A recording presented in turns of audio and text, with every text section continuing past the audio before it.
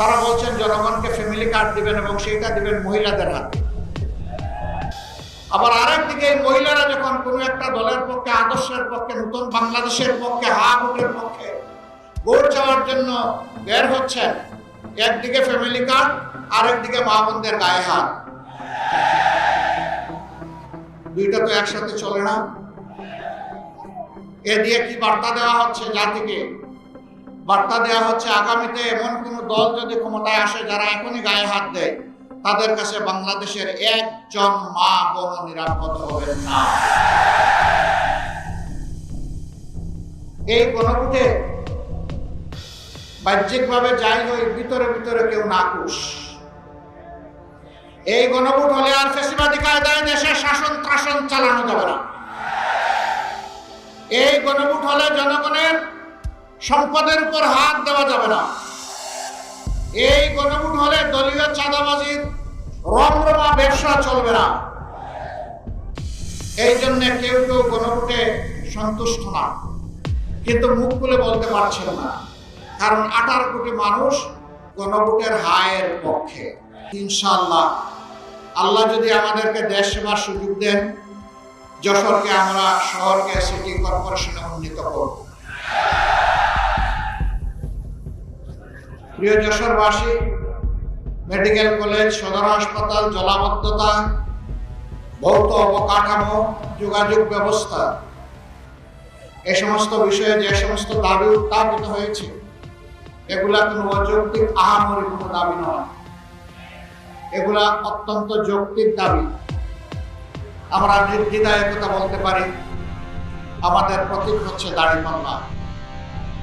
এই পাল্লার মাপে ইনশাআল্লাহ আমরা কোনো কম বেশ করব না। যার যেখানে যেটা পাওনা, তাদের হাতে আমরা সেটা তুলে দেওয়া হবে আমাদের নৈতিক দায়িত্ব। যদি আল্লাহ তাআলা তার আসমানি ফয়সালার মাধ্যমে এই জমিনের মানুষদের খেদমত করার সুযোগ আমাদেরকে দান করেন,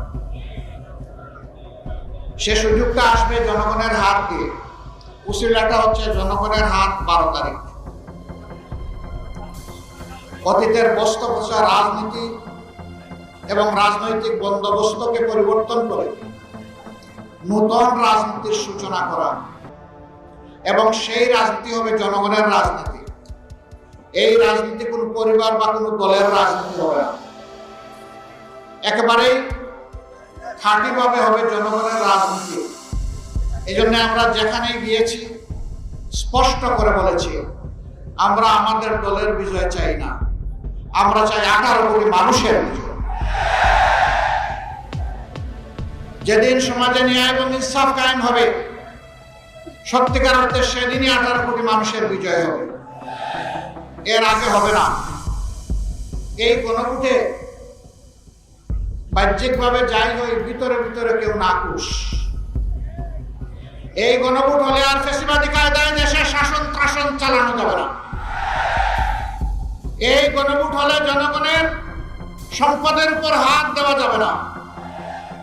এই গণভোট হলে দলীয় চাঁদাবাজির রমরমা ব্যবসা চলবে না। এই জন্য কেউ কেউ গণভোটে সন্তুষ্ট না, কিন্তু মুখ খুলে বলতে পারছেন না, কারণ 18 কোটি মানুষ গণভোটের হায়ের পক্ষে। 18 কোটি মানুষ এখন পরিবর্তন দেখতে চায়, করোনা ব্যবস্থায় আর ফিরে যেতে চায় না। গণভোটে হা মানেই হচ্ছে আজাদি, গণভোটে না তার মানে হচ্ছে গোলামি। গোলামি না আজাদি, গোলামি না আজাদি। ইনশাআল্লাহ 12 তারিখ প্রথম ভোটটা পড়বে হা চিহ্নে। ইনশাআল্লাহ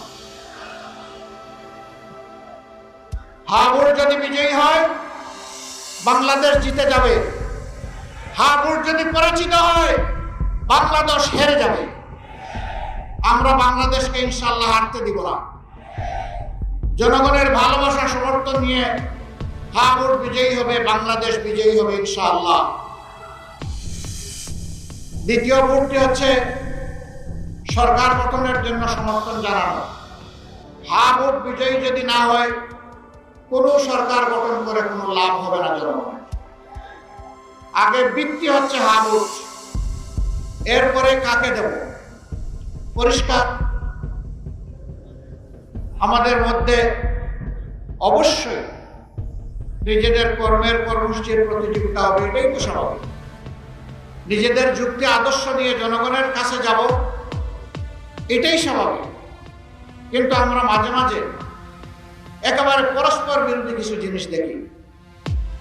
একদিকে আমাদের একটি বন্ধু সংগঠন, তারা বলছেন জনগণকে ফ্যামিলি কার্ড দিবেন এবং সেইটা দিবেন মহিলাদের হাতে। আবার আরেকদিকে মহিলারা যখন কোনো একটা দলের পক্ষে, আদর্শের পক্ষে, নতুন বাংলাদেশের পক্ষে, ভোটের পক্ষে ভোট চাওয়ার জন্য বের হচ্ছেন, একদিকে ফ্যামিলি কার্ড, আরেকদিকে মা বোনদের গায়ে হাত। দুইটা তো একসাথে চলে না। এ দিয়ে কি বার্তা দেওয়া হচ্ছে জাতিকে? বার্তা দেওয়া হচ্ছে আগামীতে এমন কোন দল যদি ক্ষমতায় আসে যারা এখনই গায়ে হাত দেয়, তাদের কাছে বাংলাদেশের একজন মা বোন নিরাপদ হবেন না।